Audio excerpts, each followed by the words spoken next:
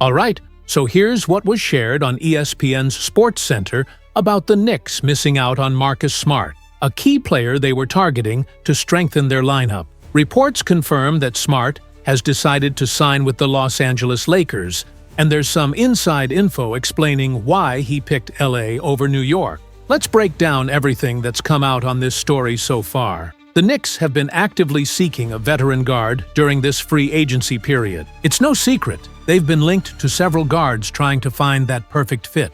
According to sources, the Knicks did make contact regarding Marcus Smart. When Smart was bought out by the Wizards, the Knicks were ready to move aggressively to bring him on board because he fits what the team desperately needs. But in a surprising twist, Smart went with the Lakers instead, immediately after clearing waivers. Shams Charania from ESPN reported that Smart agreed to a contract buyout with Washington and plans to sign a 2-year deal with Los Angeles, reportedly worth around $11 million.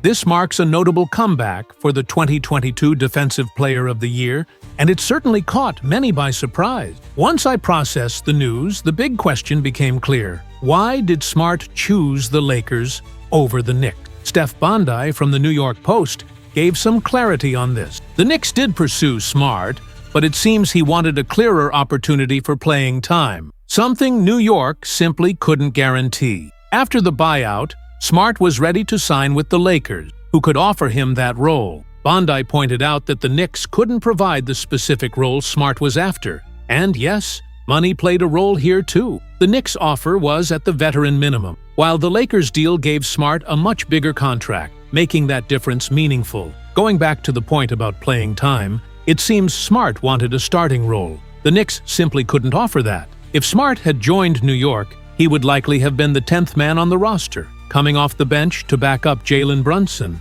While still important, that role wouldn't have given him the court time or responsibility he's seeking. Off the bench for the Knicks, he might have been one of the highest-minute players, backing up their lead guard, a vital ball handler for the team. The Knicks desperately need more ball-handling depth, so Smart's role would have been significant, but still limited compared to starting. Under Mike Brown's coaching, it's hard to predict exactly what rotations might look like. There might have been lineups featuring both Brunson and Smart sharing minutes, especially in late-game situations. However, for Smart, starting seems to be the priority, and Los Angeles looks ready to slot him in their starting lineup alongside key players like LeBron James, Austin Reeves, and possibly DeAndre Ayton. The Lakers might shuffle their lineups, maybe bringing Austin Reeves off the bench. But the message is clear. Smart will likely be a starter in LA, and that's the main difference. If Smart were coming off the bench for the Lakers, he might have chosen the Knicks instead, where he could play more minutes backing up Brunson. This shows how important the starting role was for him. Bondi's report highlights something crucial. The Knicks are not planning to add a wing player this free agency. Their focus remains on acquiring a veteran guard. They wanted Smart, but couldn't secure him because he chose LA for the role he desires.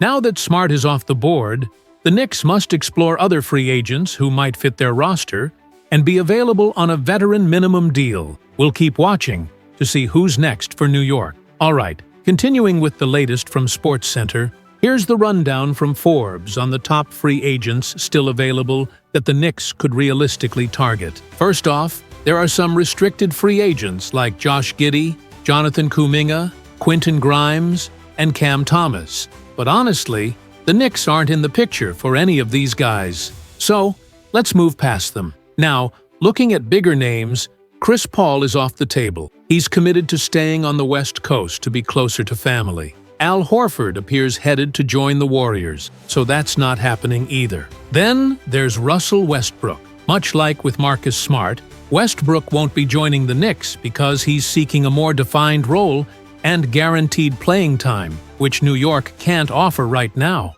That's part of why he left Denver. Ben Simmons? That ship has sailed. We've covered extensively why Simmons doesn't fit with the Knicks, so I won't waste time here again. One of the most compelling options still on the table for the Knicks is Malcolm Brogdon. Now that Marcus Smart is officially off the market, Brogdon has clearly stepped into the spotlight as the top target for New York's roster needs. The Knicks have already shown interest in him earlier in free agency, though no formal agreement has been reached just yet. What makes Brogdon so appealing is his ability to be a reliable veteran presence who can effectively handle the ball, which is exactly what New York needs, especially to give their star guard, Jalen Brunson, some much-needed rest during the grind of the season. Brogdon's skill set allows him to run the offense smoothly while providing steady defense and smart decision-making on the floor. Despite some concerns around his recent injuries, signing Brogdon on a veteran minimum contract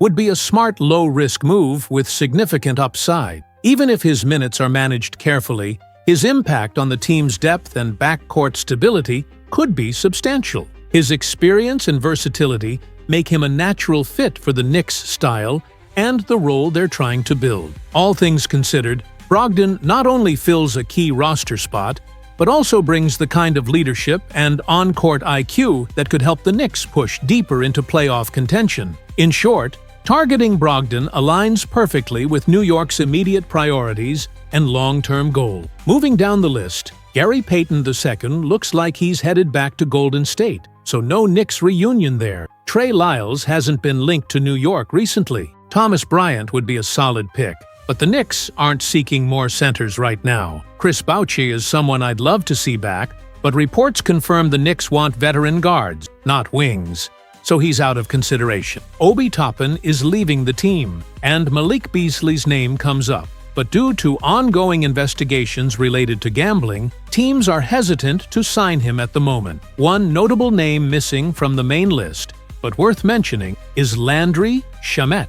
He could fit well with the Knicks, too, as they want veteran guards capable of guarding multiple positions. Both Brogdon and Shamet bring that versatility, but Brogdon is considered the better ball handler. So if the Knicks prioritize ball handling, Brogdon is the logical choice. If shooting, availability, and chemistry are more important, Shamet might get the nod. Regardless of which player the Knicks ultimately sign, whether it's Malcolm Brogdon or Landry Shamet, expect them to come on board with a veteran minimum contract as the team's crucial 10th man. This kind of signing represents excellent value, giving the Knicks a seasoned professional who can contribute when called upon without breaking the bank. However, with limited minutes available, these players should be prepared for a role that may not always be clearly defined or consistent night to night. Despite these challenges, the opportunity to join a roster that has serious championship potential